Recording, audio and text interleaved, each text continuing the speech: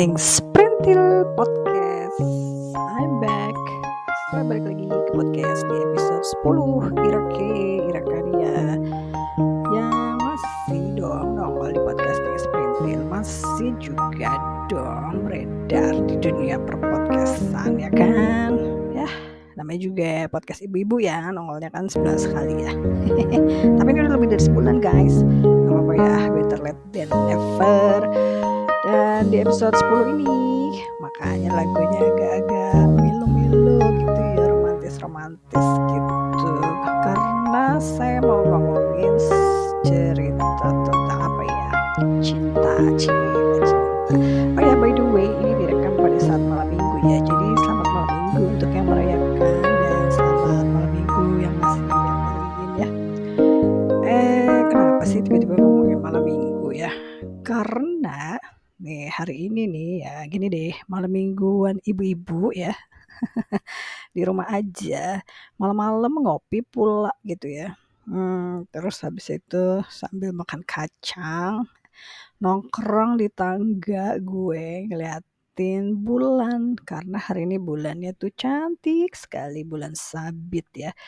Belum bulan purnama, masih bulan sabit. Tapi yang namanya ngeliat bulan itu apa ya, nggak tahu deh, ada kesenangan sendiri sih buat saya ya. Karena apa ya, ya mengagumi ciptaan yang maha kuasa gitu ya. Karena kan apa ya, pokoknya saya senang aja sih ngeliat bulan. Dimanapun bulan berada, pasti itu ada saya lagi ngeliatin bulan dari bawah gitu ya. Jadi apa ya, kalau ngeliat bulan tuh kayak pengen ngomong, I love you to the moon and back, cile, basi nggak sih mama?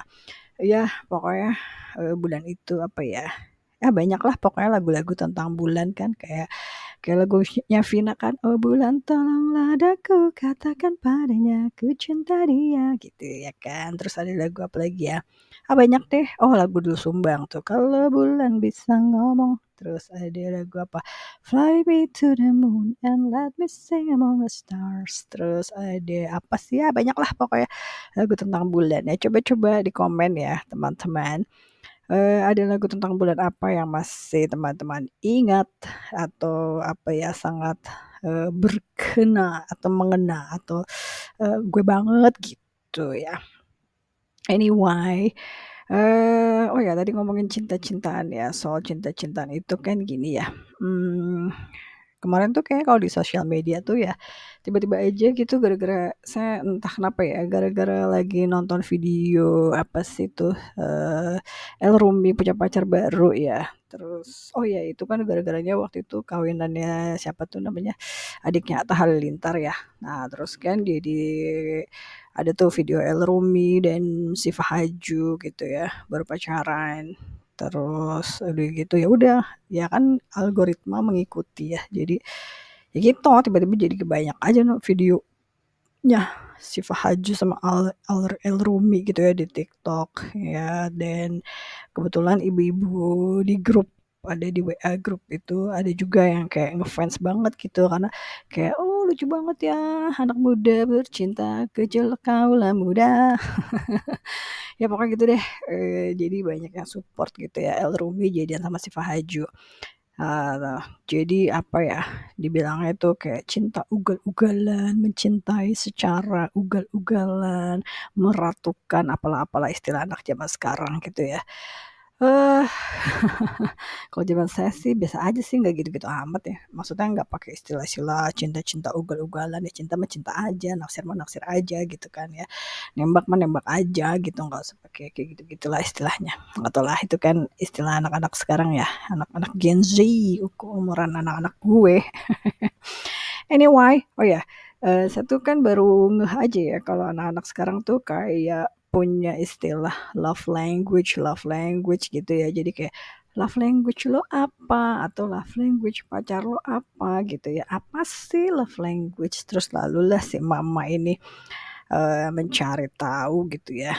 Kan supaya nggak ketinggalan info gitu ya, nggak mau kalah sama anak muda kan. Jadi Eka tuh nyari deh apa sih itu love language gitu. Jadi ternyata si love language ini adalah kayak apa sih, apa ya, kayak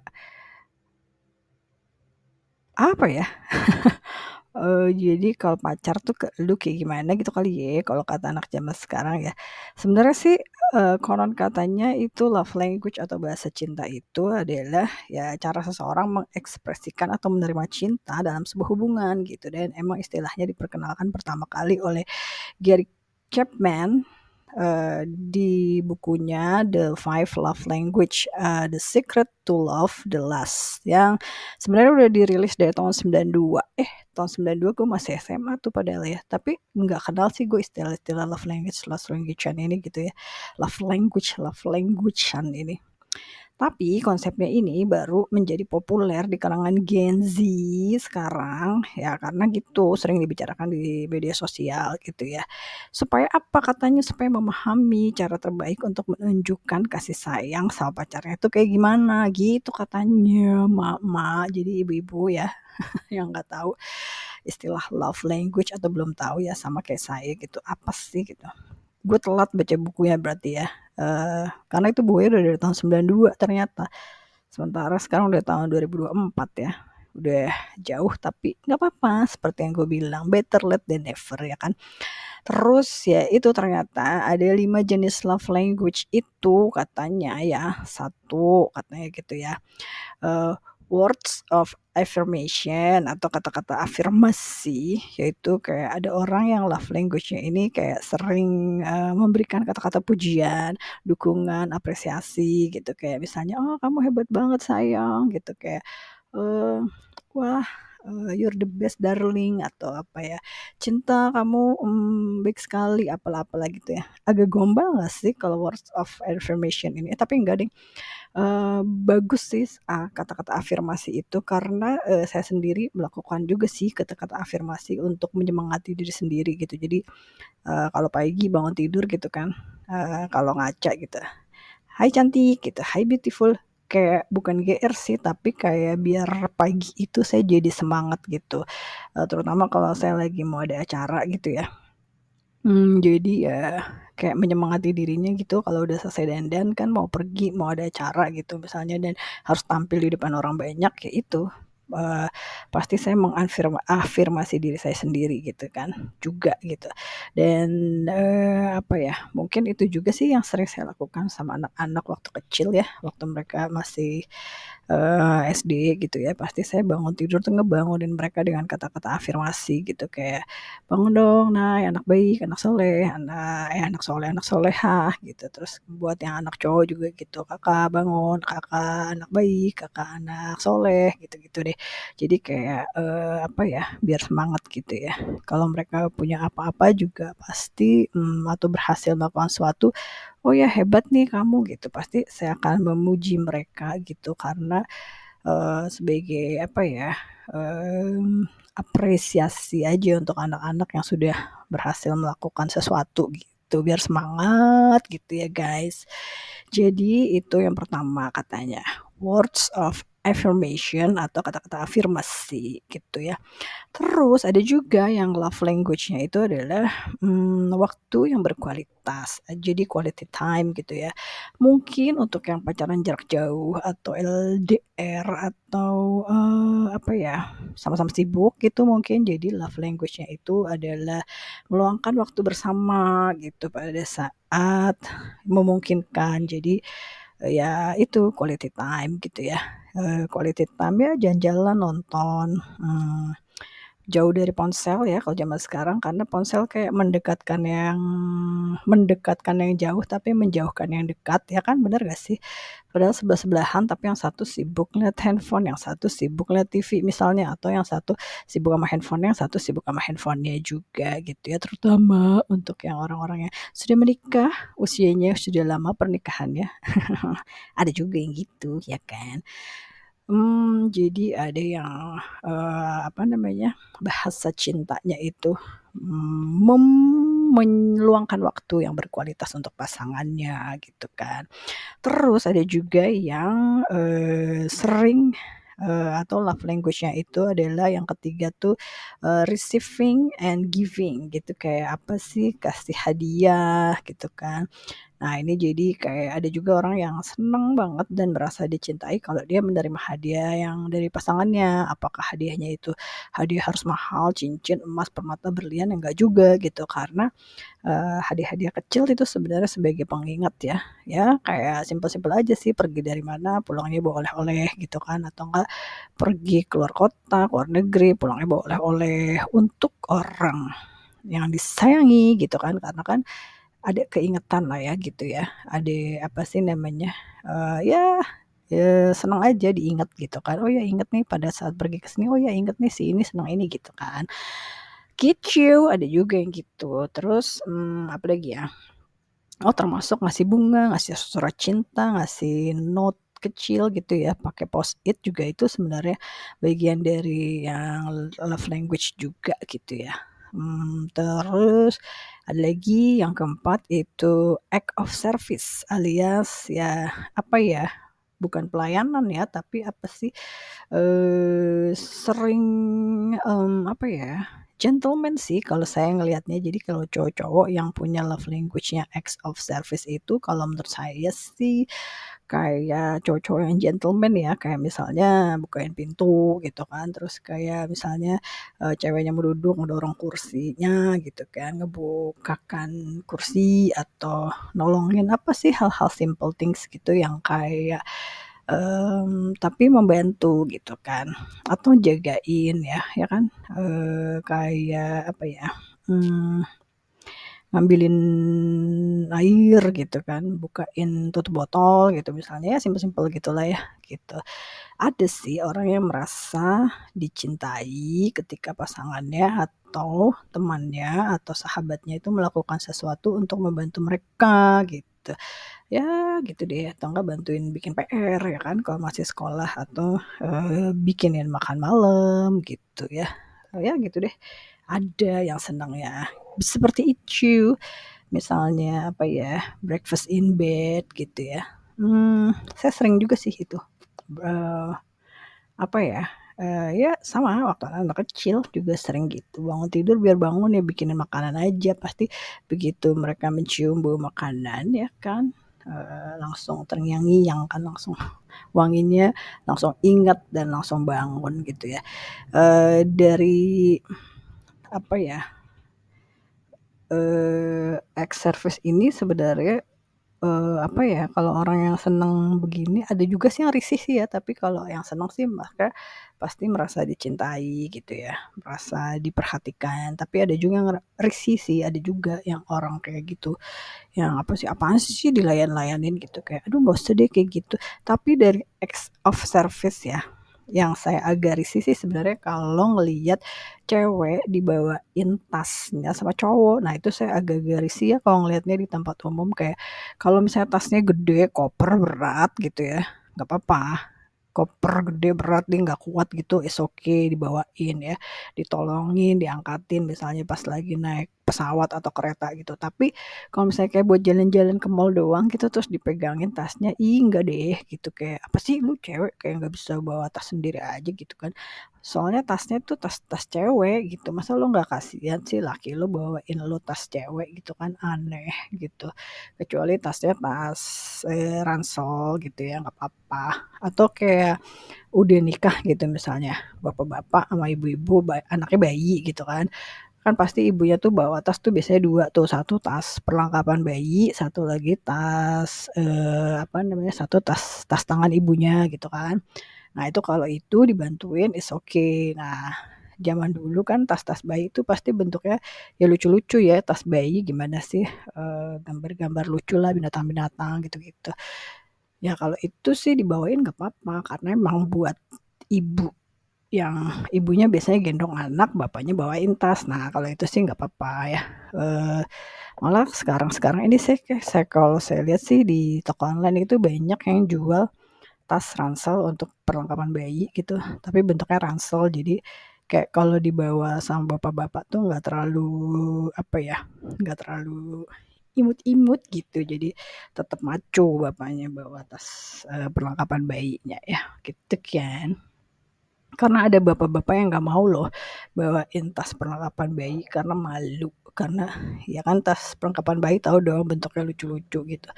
Ada loh bapak-bapak yang nggak mau bawain, tidak sopan kalau menurut saya.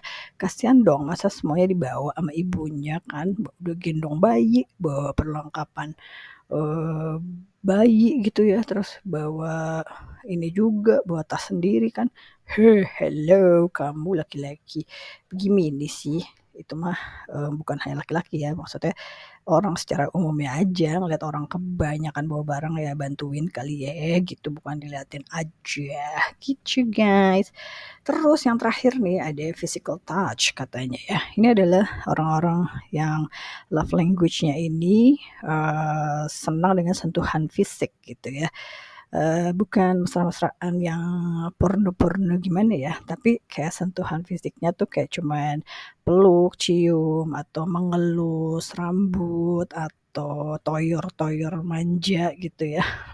Apa sih toyor-toyor manja? Ya gitu deh tau lah, anak-anak zaman sekarang lah ya. Zaman dulu juga gitu sih. Apa sih, atau pegangan tangan gitu, atau ya cuman apa sih, ngelus dikit-dikit gitu ya, coel-coel, coel-coel bahasa gue kan tuh.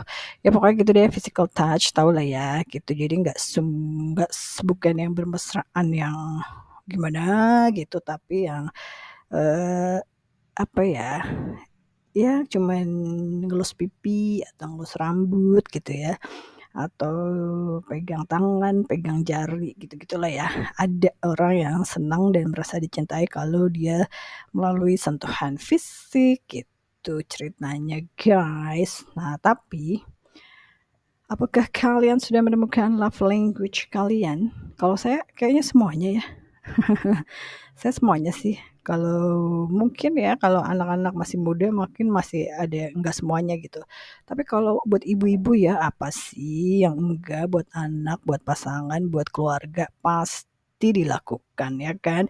Jadi love language-nya pasti kalau ibu-ibu saya nggak tahu ya apa semua ibu-ibu gitu enggak ya. Tapi kalau saya sih pribadi kayaknya semuanya saya lakukan pasti ya, karena apa? Karena anak-anak, pasangan pasti perlu juga kata-kata afirmasi untuk disemangati ya kan, atau didukung, atau dipuji atas, tindakannya yang sudah berbuat baik atau melakukan prestasi gitulah ya. Terus quality time itu juga sangat penting, perlu kan, terus gift ya seneng, saya aja seneng kok kalau dikasih hadiah, walaupun cuman misalnya anak pulang sekolah bawain permen gitu, saya seneng aja gitu, "Nih buat Bubu oleh-oleh," gitu. Atau tiba-tiba suatu hari dia pulang bawa cilor gitu, ya udah saya seneng-seneng aja kok gitu. Terus apa ya, acts of service ya, mmm, pasti ya kalau ada orang yang, susah atau gimana pasti tolong lah ya gitu, nggak mungkin juga dicuekin gitu kan. Bantuin pasangan atau keluarga atau siapapun yang dicintai pastilah gitu.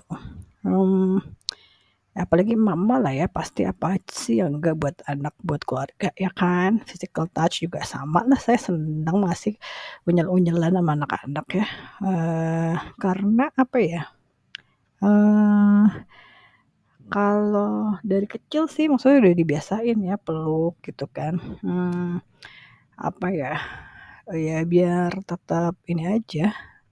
Walaupun kalau ya udah yang gede tuh yang cowok agak risih ya, pasti dia nggak mau tuh kalau dipeluk tuh, tapi, masihlah gitu kayak cuma ngelus rambut doang gitu, atau enggak, pijitin gitu kan, kalau dia capek habis ngerjain apa gitulah. Jadi semuanya bagus sih kalau menurut saya ya. Tapi oh ya ngomongin soal cinta ugal-ugalan ya, ada satu yang mau saya ceritakan. Saya kemarin tuh lihat ini ya, apa tuh namanya, eee, di sosial media ya. Kan kemarin tuh ada artis lawas ya, bintang film zaman dulu ya, meninggal dunia, Marissa Haque ya, dan sangat kaget karena meninggalnya mendadak kan, berhenti jantungnya gitu ya. Terus Di situ saya ngelihat kayak, wow itu yang namanya dicintai ugal-ugalan tuh kayak gitu loh, apa ya, bener-bener sih kalau ngelihat pasangan itu ya, Marissa Haque sama Ikang Fauzi itu emang selalu pasangan yang kayak harmonis dari zaman pacaran sampai salah satunya berpulang itu saya ngikutin gitu, karena dulu saya langganan majalah ya, majalah mode, majalah gadis tuh saya langganan. Jadi setiap kali acara Valentine, edisi Valentine itu pasti mereka termasuk pasangan yang selalu diinterview gitu dan selalu tampil di hampir edisi Valentine gitu. Terus begitu saya udah menikah juga kan, ganti majalah nih, Femina gitu kan, dia tetap masih ada di majalah sekeluarga gitu-gitu. Jadi kayak keluarganya harmonis, terus kayak nggak ada ya nggak tahu ya kalau masalah di dalam kan kita nggak tahu ya, ada ribut-ribut apa enggak, ya pokoknya tapi tetap, kita melihatnya kayak sebagai panutan gitu, pasangan yang, saling support gitu, terus, apa ya, baik gitu satu sama lain dan saling bucin gitu satu sama lain. Itu sih kalau menurut saya yang versi cinta ugal-ugalan yang wow, itu wow wow wow gitu banget sih ya, kayak speechless gitu gue ngelihatnya. Karena pada saat Marissa Haque meninggal itu, kan syok tuh ya, Ikang Fauzinya. Tapi dengan kondisi yang, dia kaget, dia nggak nyangka dan apa, sedih pastinya gitu, tapi masih tetap berusaha untuk menemani sampai terakhir gitu, sampai, apa ya, nggak ya pokoknya bener-bener sampai terakhir, sampai diantar ke makam, sampai, walaupun udah lemes, udah pingsan-pingsan, tapi masih surkeh, masih tetap ingin ikutan ngangkat keranda, terus habis itu masih surkeh ingin tetap ikut masuk ke dalam, liang lahat untuk mengantarkan kepergian istri tercintanya sampai terakhir sekali, sampai udah ditutup, sampai aduh itu sih bener-bener sih ya, gue bilang bener-bener deh cinta ugal-ugalan.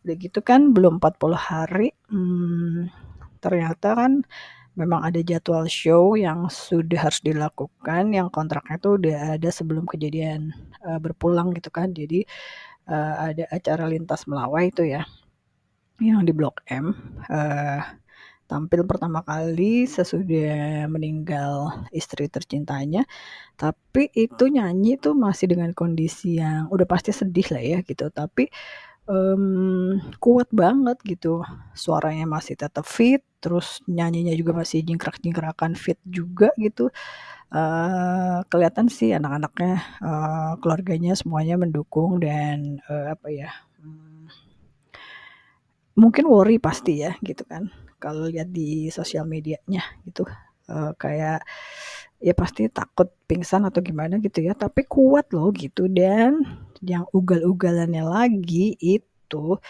eee sampai, apa ya, mengajak penonton sebelum mulai nyanyi itu lagu Salam Terakhir, semua penonton diajak untuk, mendoakan almarhumah istri tercintanya Marissa Haque dan mendoakan, terus diajak bacain doa deh semuanya penonton gitu dan itu, eee, tampilnya waktu itu 2 kali ya, satu di Melawai, satu lagi di konsernya Atik CB dan Nicky Astria ya, di situ juga, sama gitu, sebelum nyanyi minta didoain dulu, dibacain Al-Fatihah gitu dan sampai sekarang sih udah berapa hari ya, udah hampir berapa bulan gitu ya, masih masih masih ya gimana ya, kayaknya wah itulah bener deh pokoknya yang namanya cinta ugal-ugalan itu ya kayak gitu itu gitu. Jadi dari mulai muda sampai udah menikah, sampai punya anak, sampai udah berpulang,